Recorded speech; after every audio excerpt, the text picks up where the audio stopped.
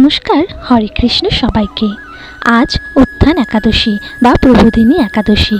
কার্তিক মাসের শুক্লপক্ষের এই একাদশী শ্রী বিষ্ণুর অত্যন্ত প্রিয়।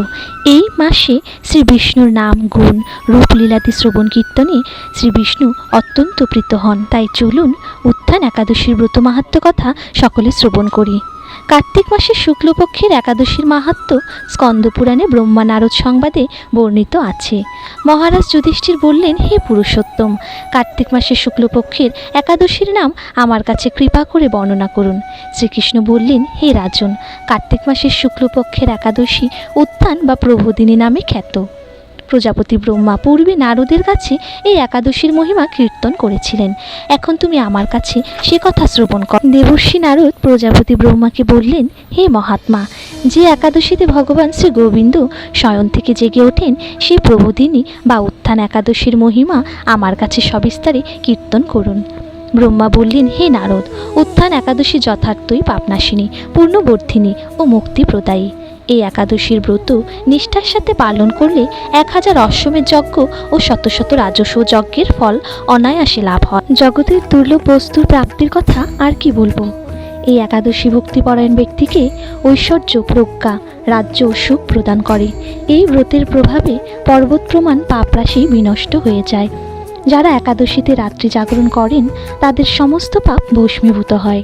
শ্রেষ্ঠ মুনিগণ তপস্যার দ্বারা যে ফল করেন, এই ব্রতের উপবাসে তা পাওয়া যায়। যথাযথভাবে এই ব্রত পালন করলে আশাতীত ফল লাভ হয়, কিন্তু অবিদিতে উপবাস করলে স্বল্পমাত্র ফল প্রাপ্তি হয়। যারা এই একাদশীর ধ্যান করেন তাদের পূর্বপুরুষেরা স্বর্গে আনন্দে বাস করেন। এই একাদশী উপবাস করলে ব্রহ্মহত্যাজনিত ভয়ঙ্কর নরক যন্ত্রণা থেকে নিস্তার পেয়ে বৈকুণ্ঠগতি লাভ হয়। অশ্বমেধ যজ্ঞ দ্বারাও যা সহজে লাভ হয় না, তীর্থের স্বর্ণপ্রভৃতি দান করলে যে পুণ্য অর্জিত হয়, এই উপবাসের রাত্রি জাগরণে সেই সকল অনায়াসে লাভ হয়ে যায়। যিনি সঠিকভাবে উত্থান একাদশীর ব্রত অনুষ্ঠান করেন তার গৃহে ত্রিভুবনের সমস্ত তীর্থ এসে উপস্থিত হয়। হে নারদ, বিষ্ণুর প্রিয়তমা এই প্রবোধিনী একাদশীর উপবাস করলে সর্বশাস্ত্রে জ্ঞান ও তপস্যায় সিদ্ধি লাভ করে চরমে মুক্তি লাভ হয়। যিনি সমস্ত লৌকিক ধর্ম পরিত্যাগ করে ভক্তি ভরে এই ব্রত উপবাস করেন তাকে আর পুনর্জন্ম গ্রহণ করতে হয় না।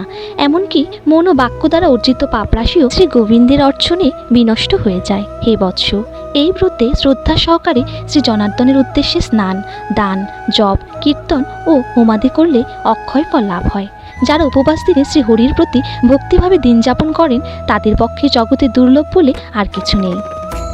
চন্দ্র ও সূর্যগ্রহণে স্নান করলে যে পুণ্য হয়, এই উপবাসে রাত্রি জাগরণে তার সহস্রগুণ স্বীকৃতি লাভ হয়। তীর্থে স্নান, দান, জপ, হোম, ধ্যান আদির ফলে যে পুণ্য সঞ্চিত হয়, উত্থান একাদশী না করলে সে সমস্ত নিষ্ফল হয়ে যায়। হে নারদ, শ্রী হরিবাসরে শ্রী জনার্দনের পূজা বিশেষ ভক্তি সহকারে করবে, তা না হলে শত জন্মার্জিত পুণ্য বিফল হয়। হে বৎস, যিনি কার্তিক মাসে সর্বদা ভাগবত শাস্ত্রাদি অধ্যয়ন করেন তিনি সর্বপাপ মুক্ত হয়ে সমস্ত যজ্ঞের ফল লাভ করেন। ভগবান হরিভক্তিমূলক শাস্ত্র পাঠে অত্যন্ত সন্তুষ্ট হন, কিন্তু দান, জপ, যজ্ঞাদি দ্বারা তেমন প্রীত হন না। এই মাসে শ্রী বিষ্ণুর নাম, গুণ, রূপ, লীলাদি শ্রবণ কীর্তন অথবা শ্রীমদ্ ভাগবত আদি শাস্ত্রগ্রন্থ পাঠের ফলে শত শত গোদানের ফল অচিরেই প্রাপ্ত হওয়া যায়। অতএব হে মুনিবর, কার্তিক মাসে সমস্ত গৌণ ধর্ম বর্জন করে শ্রী কেশবের সামনে হরিকথা শ্রবণ কীর্তন করা কর্তব্য।